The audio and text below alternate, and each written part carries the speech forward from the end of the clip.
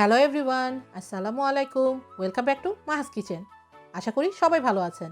আজ বানাবো গাজরের হালুয়া, যা সুপার সিম্পল এবং ইজি একটা ডিশ।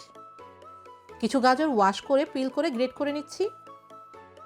টোটাল 5 কাপ গাজর গ্রেট করে নিয়েছি। একটি প্যানে মিডিয়াম আঁচে অ্যাড করে দিচ্ছি 1 টেবিল স্পুন ঘি। অ্যাড করে দিচ্ছি 5 কাপ গ্রেটেড গাজর। 6 to 8 মিনিটসের মতো গাজরটা হালকা প্যান ফ্রাই করে নিব।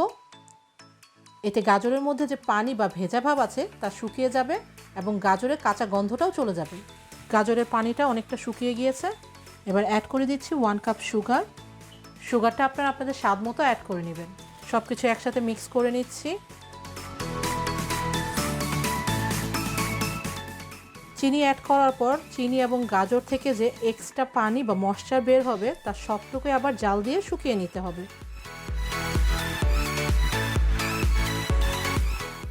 চিনির পানিটাও শুকিয়ে গিয়েছে। এবার অ্যাড করে দিচ্ছি 1 cup full fat milk,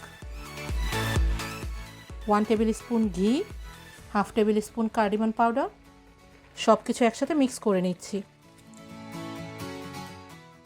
milk add করলে চিনির স্টিকিনেসটা কমে যাবে এবং গাজরের হালুয়াটা আরও রিচ এবং টেস্টি হবে। এবার অনবরত নেড়েচেড়ে গাজরের সাথে মিল্কটাও শুকিয়ে নেব।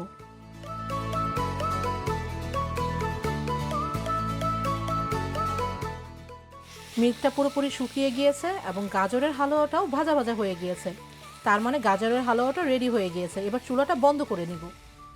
এবার অ্যাড করে দিচ্ছি 1 টেবিল স্পুন ইচ চপড কাজু, পেস্তা এবং কাঠবাদাম। এবং লাস্টলি আরও অ্যাড করে দিচ্ছি 2 টেবিল স্পুন পাউডার মিল্ক। সব কিছু একসাথে মিক্স করে নেব।